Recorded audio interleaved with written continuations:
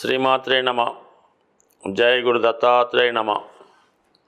ఈ వీడియోలో మనం సింహరాశి వారికి ఏప్రిల్ 1వ తారీఖు నుంచి 15వ తారీఖు మధ్యలో జరగబోయే పక్ష ఫలితాలు తెలుసుకుందాం.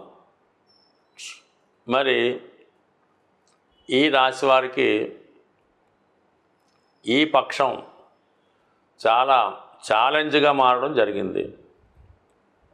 ఏదైనా అష్టమ స్థానంలోకి ఒక గ్రహం ప్రవేశిస్తేనే ఆ గ్రహ కారకత్వం వల్ల జాతకుడు చాలా స్ట్రగుల్ని, కష్ట నష్టాలని, ఆకస్మిక సంఘటనల్ని ఎదుర్కోవడం జరుగుతూ ఉంటుంది. అయితే కొంతవరకు కొన్ని శుభ ఫలితాలు కూడా రావడం జరుగుతూ ఉంటుంది. బట్ ఏదైనా ఒక బాధ తర్వాత ఒక సుఖంలాగా ఈ అష్టమంలో ఉన్నటువంటి గ్రహాలు ఇవ్వడం జరుగుతూ ఉంటుంది. అంటే సాధారణంగా ఎలా ఉంటుందంటే, మీ కుటుంబంలో ఒక పెద్ద కుటుంబం అనుకుందాం. అందులో ఒక వ్యక్తి ఏదో ఒక మీ కుటుంబ సంస్థకి డైరెక్టర్గా ఉంటూను లేదా పెద్ద పదవిలో ఉంటూ మరణించడం జరుగుతూ ఉంటుంది. ఆ పదవి అనూహ్యంగా మీకు రావడం జరుగుతూ ఉంటుంది. అంటే సాధారణంగా ఇవి రాజకీయాల్లో జరుగుతూ ఉంటాయన్నమాట. మరి ఇందిరాగాంధీ మరణం తర్వాత రాజీవ్ గాంధీ గారు పిఎం అయినట్టు ఇవి అష్టమ స్థానంలో ఉన్నటువంటి గ్రహాల ప్రభావం వల్ల ఈ విధంగా జరుగుతూ ఉంటాయి. అది సంతోషించాలో తెలియదు, దుఃఖపడాలో తెలియదు. అటువంటి గ్రహస్థితి సింహరాశి వారికి ఒక 5 గ్రహాలు అష్టమంలో రావడం జరిగింది. ముఖ్యంగా రాస్యాధిపతి సూర్యుడు, రవి కూడా అష్టమంలో సంచరిస్తూ ఒక విధమైనటువంటి అపజయాన్ని, అపకీర్తిని, కొన్ని నిందల్లాంటివి రావడం జరుగుతూ ఉంటుంది. గతంలో మీరు చేసినటువంటి పొరపాట్లకి ఇప్పుడు తగు విధమైనటువంటి పనిష్మెంటు, మూల్యం చెల్లించవలసి ఉంటుంది. అయిన వారే మీకు వ్యతిరేకంగా మారి మీరు నిజంగా తప్పు చేసి ఉంటే దానికి తగిన విధంగా మూల్యం చెల్లించవలసి ఉంటుంది. ఒకవేళ మీరు నిరపరాధిగా అయి ఉంటే దాని నుంచి బ్రహ్మాండంగా బయటపడడం జరుగుతూ ఉంటుంది. ఇదైనా అదైనా మొత్తం మీద ఫైనల్ అవుతుంది. దాని తర్వాత ఏదైనా అనుకూలత ఏర్పడుతూ ఉంటుంది.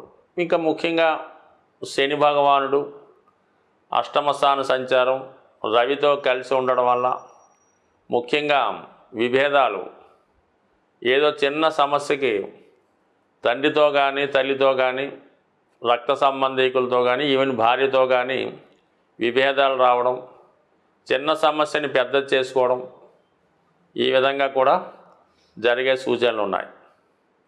ఇక శుక్రుడు దశమాధిపతిగా అష్టమంలో ఉండడం వల్ల ముఖ్యంగా ఉద్యోగంలో అనుకోని ఇబ్బందులు రావచ్చు. అనూహ్యంగా ఉద్యోగంలో అభివృద్ధి రావచ్చు. బట్ ఏదైనా ఉద్యోగ సంబంధించిన విషయాల్లో కొన్ని ప్రతికూల మార్పులు తప్పనిసరిగా వచ్చే అవకాశం ఉంటుంది. లేదంటే కొన్నాళ్ళ పాటు ఈ పదవికి, ఉద్యోగానికి లేదా బాధ్యతలకి దూరంగా ఉండవలసి ఉంటుంది. ఏదైనా వృత్తి మీద ఎక్కువ ప్రభావం రావడం జరుగుతూ ఉంటుంది. అంటే ఒక విధంగా ఆదాయం చాలా విపరీతంగా పెరుగుతూ ఉంటుంది. అంటే అష్టమం ఎప్పుడూ కూడా దశమ భావానికి లాభస్థానం అవుతూ ఉంటుంది. అది రహస్య ఆదాయాన్ని కూడా చెప్తూ ఉంటుంది. కాబట్టి చాలా వరకు ఏదైనా సెటిల్మెంట్ చేస్తున్నవారు, రహస్యంగా పెద్ద మొత్తంలో పైరవీలు చేసి ధనాన్ని సంపాదించేవారు, లంచాల రూపంలో ధనం తీసుకున్న వారికి అధిక మొత్తంలో ధనం రావడం జరుగుతూ ఉంటుంది. అంటే ఇంచుమించుగా 4-5 రకాలుగా ధనం రావడం జరుగుతూ ఉంటుంది. బట్ ఏదైనా అది ప్రమాదకరమైనదిగా గుర్తించాలన్నమాట. అటు బ్లాక్ మనీ కావచ్చు, లంచం రూపంలో కావచ్చు, లేదంటే వేరే రూపంలో రావచ్చు. బట్ ఏదైనా ఇది మళ్ళా ఎమ్మటనే ఏదో పట్టుబడడం, లేదంటే ఎవరన్నా కంప్లైంట్ చేయడం, ఈ లెక్కలు అడగడం, అది కూడా ఇబ్బంది ఉంది.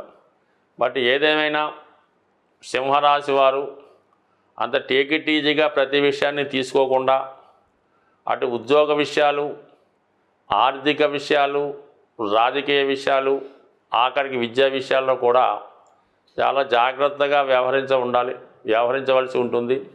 ఏదైనా మనకి సంబంధం ఉన్న విషయాలు తప్పనిసరి పరిస్థితులు మాత్రమే కలగజేసుకోవాలి తప్ప అవసరం ఉన్నా లేకున్నా అనవసర విషయాల్లో కలగజేసుకొని వారిని ఏదో ఉద్ధరిద్దామనే ప్రయత్నంలో మీరు ఇబ్బందుల్లో ఇరుక్కోవడానికి కూడా అవకాశాలు ఉన్నాయి కాబట్టి మరి చాలా వరకు జాగ్రత్తగా వ్యవహరించండి.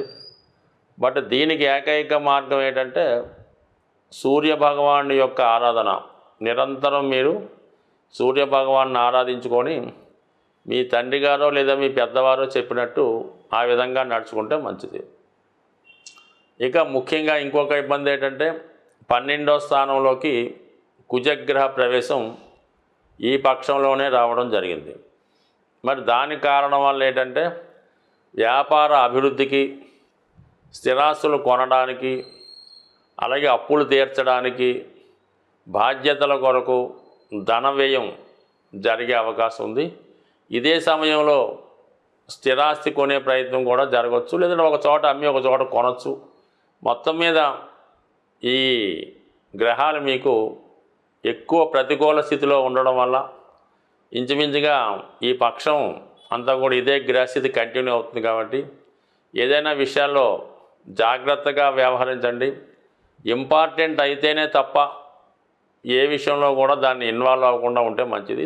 ఏదైనా మనకి అటు జన్మజాతకంలో కానీ గోచార రీత్యా కానీ గ్రహాలు ప్రతికూల స్థితిలోకి వచ్చి ఇబ్బంది పెడుతున్నప్పుడు సులభమైనటువంటి పరిష్కారాల ద్వారా మనం ఆ సమస్యల నుంచి బయటపడవచ్చు. అయితే ఆ సులభమైన పరిష్కారం తెలుసుకోవడంలోనే అసలు టెక్నిక్ అంతా ఆధారపడి ఉంటుంది. మరి ఇప్పుడు ఏర్పడినటువంటి 5 గ్రహాలు మీనరాశిలో ఉంటే, మరి గురువు పరివర్తన ద్వారా, అలాగే కుజుడు జలతత్వ రాశిలో ప్రవేశం వల్ల, ఇవన్నీ కూడా ఎక్కువ గ్రహాలు ఈ జలతత్వ రాశుల్లో ఉండడం జరుగుతూ ఉంది ఇప్పుడున్నటువంటి స్థితి.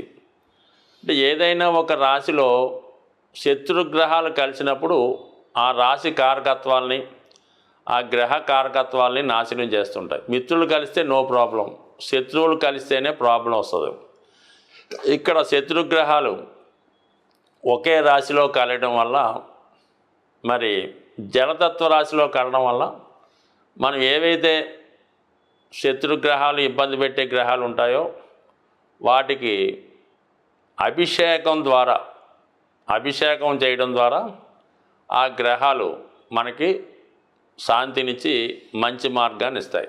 దానివల్ల మీరు శని యొక్క అనుకూలత కొరకు శివుడికి అభిషేకం చేయడం, మరి చక్కని శుద్ధమైనటువంటి జలంతో అభిషేకం చేయడం వల్ల, రాహుగ్రహానికి అమ్మవారికి కుంకుమతో కలిపిన నీటితో అభిషేకం చేయడం వల్ల, మరి లక్ష్మీ అమ్మవారికి పాలతో అభిషేకం చేయడం వల్ల, అంటే శుక్రగ్రహ అనుగ్రహం కోసం, మరి బుధుడు అక్కడ ఉండడం వల్ల బుధగ్రహ అనుగ్రహం కోసం మరి విష్ణుమూర్తిని అభిషేకం చేయడం వల్ల, అంటే వెంకటేశ్వర స్వామికి అభిషేకం చేయడం వల్ల, ఇక గురుగ్రహానికి ఇంచుమించుగా దక్షిణామూర్తి శివుడు కూడా ఓకే, కుజగ్రహానికి సుబ్రహ్మణ్య స్వామి, ఈ గ్రహాలకి అంటే వారి సమస్యను అనుసరించి వివాహం, రుణాలు సుబ్రహ్మణ్య స్వామి,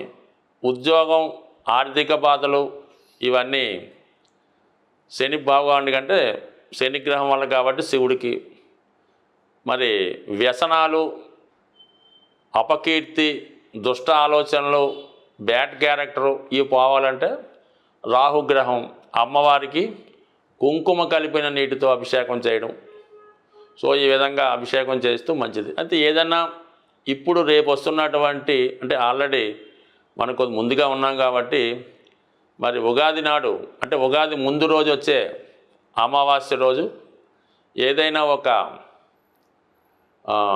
నదీ ప్రవాహంలో ఒక పీచుతో ఉన్న కొబ్బరికాయ సాయంకాలం సమయంలో వేయడం వల్ల కలుగుతుంది. సో ఇవన్నీ మనకు కాదు అనుకున్నప్పుడు మీరు ఏదైనా ఒక పుణ్య నదిలో స్నానం చేయడం వల్ల సమస్త గ్రహాల యొక్క ఇబ్బంది నుంచి తొలుగుతారు. అది ఎక్కువగా మనకి మన ప్రాంతాల్లో ఉన్నటువంటి అంటే విజయవాడ అవచ్చు, రాజమండ్రి అవచ్చు, కర్నూలు అవచ్చు, ఎక్కడ మనకి కృష్ణా గోదావరి నదులు ప్రవహిస్తున్నాయో వాటి వల్ల. అలాగే ఆ అవకాశం కూడా లేనివారు చక్కగా ఏదైనా శివాలయంలో దర్శనం చేసుకొని ఆ శివుణ్ణి ధ్యానించుకోవడం వల్ల సమస్త దోషాలు తొలగే అవకాశం ఉంది. స్వస్తి.